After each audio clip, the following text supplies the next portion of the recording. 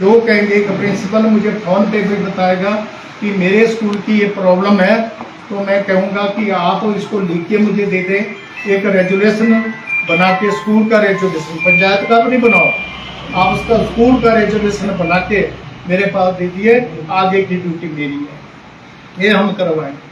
अब अमीना जी बोल रहे थे यहाँ के प्रिंसिपल, इन्होंने बुरी हालत है कि यहाँ के स्कूल। अब जो इससे पहले प्रिंसिपल थे वो क्या कर रहे थे, अब इन्होंने कहाँ से फंड निकाला, व्हाइट वॉशिंग के लिए या दूसरे कामों के लिए इन्होंने कहाँ से फंड निकाला। मैं यहाँ एलपी जी बैठे इनकी सिफारिश इनकी तारीफ करना चाहता हूँ। आप इनके स्कूल में जाके देखिए, इनकी व्हाइट वॉशिंग के लिए इनका है, बच्चों को सिखाने के लिए नई नई सिस्टम इन्होंने अपनाए हैं, बच्चों को किस तरह का ये करते हैं, इन्होंने वर्दी भी वहाँ लगाई है बच्चों को। तो ये होना चाहिए।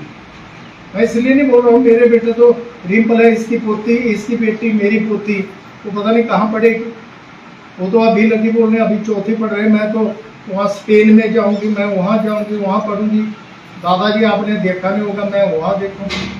तो वो बेटी कहाँ पढ़ेगी, मैं उसके लिए नहीं, मैं उनके लिए बोल रहा हूँ जो गरीब बच्चे, जिनका कोई बाप माँ बड़े गरीब हैं, जिनके पास पैसा नहीं है बच्चों को पढ़ाने की।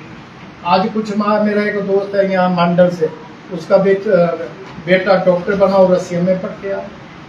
आज बहुत से ऐसे बच्चे हैं, वो बोलते हैं मैंने बंगलुरु नहीं पढ़ना भाई, मैंने चंडीगढ़ पढ़ना, मैंने दिल्ली पढ़ना, मैंने मुंबई पढ़ना, मैं इंडिया में नहीं पढ़ूंगा, मैं कनाडा में पढ़ूंगा, मैं अमेरिका में पढ़ूंगा, मैं स्पेन में पढ़ूंगा, मैं न्यूजीलैंड में पढ़ूंगा, मैं ऑस्ट्रेलिया में पढ़ूंगा, मैं हॉलैंड में पढ़ूंगा। ये बच्चों का शौक है। तो मैंने इसलिए काम किए थे बल्कि कि हमारा बल से जाने वाला बच्चा जब फॉर्न जाएगा, फॉर्न से आएगा, तो ये नहीं देखें कि बल में सड़कें हैं, पानी है, बिजली है कि नहीं है। हम बोलते हैं सब व्यवस्था मिलनी चाहिए, जो फॉरेन में मिलती है वो यहाँ मिलनी चाहिए, ताकि बच्चा बोले कि मेरा इंडिया भी पीछे नहीं है। ये सारी बातें आप लोगों को, आप तो शायद मेरी बातें बुरी लग रही होगी आपको, पर आपने ये ध्यान रखना, आप जरूर इस तरफ ध्यान दें। जो बातें मैंने कही हम उनका रिकॉर्ड भी करेंगे, और जो आगे निकलेगा, जो प्रिंसिपल जिसका स्कूल आगे निकलेगा, या जो प्रिंसिपल अपने दिल से ये कहेगा कि मेरा स्कूल अच्छा आना चाहिए, मेरे स्कूल से बच्चे अच्छे निकलने चाहिए, मेरे स्कूल के बच्चे मेरिट में आने चाहिए। कुछ टीचर तो मैंने खुद देखे वो नकल करवाते, कुछ माँ बाप खुद जाते हैं टीचरों के पास के, मेरे मठे देखा जी पास करवाई दिए, जाते हैं माँ बाप भी जाते हैं, और टीचर भी करवाते हैं कि मेरा स्कूल जो है तो पावर आना चाहिए, तो फिर मेरिट में निकलना चाहिए। मैंने ये भी देखा कई जगह। तो इसलिए मेरा निवेदन है, आप पढ़ाइए, बच्चा चाहे फेल हो जाएगा। मेरा एक दूजा पोता से ऐसे ड्रॉप करवाता पहली क्लास था, ताकि आगे जाके पढ़े। तो ऐसी सारी बातें, इसलिए मेरा निवेदन था। आपको बुरा लगा वो क्षमा, गर्मी भी बहुत लगी थी, तो गर्मी मेरे एक का बोला हटती नहीं है, तो इसलिए मैं ज़्यादा बोल गया, उनको क्षमा चाहूँगा।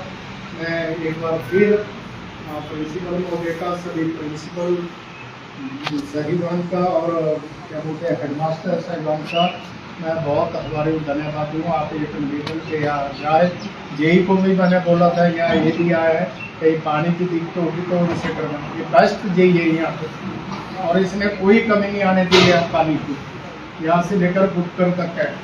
तो ये भी इनका भी मैं धन्यवाद करना चाहूँगा। दूसरे टीचर यहाँ पे मैं देख रहा हूँ, कोई पीईटी यहाँ है, ड्राइंग मास्टर यहाँ है, शास्त्री यहाँ है, फौजी भाई है, मैं फौजी भाई का नाम भूल गया, मुकेश, ये बहुत बेस्ट है। ये कराटे सिखाते हैं, धर्म सिंह आपके स्कूल में आजकल, और एक बेस्ट व्यक्ति है, वैनम है फौजी, और जिस तरह की ये ट्रेनिंग देते हैं उससे एक लगता है भाई नहीं, इनका शौक है। ऐसा नहीं है इनको सैलरी ज़्यादा मिलती है, किसी प्रिंसिपल को 1 लाख मिलती है, इसको पता नहीं 2 लाख मिलती है, ऐसा नहीं है। इसको सैलरी वही है, उसी सैलरी से करता। जो पीईटी भाई जो सुबह आपके बच्चों को कोचिंग देते हैं, उनको भी सैलरी ज़्यादा नहीं मिलती। और जो टीचर बोलते हैं मैंने आज एक्स्ट्रा क्लास लेनी है, वो सुबह उठकर आ जाते हैं, उनको भी कोई ज़्यादा सैलरी नहीं मिलती। पहले देते थे हमें लगती क्लास से, तो ये मेरा ध्यान है, इसीलिए बहुत से टीचर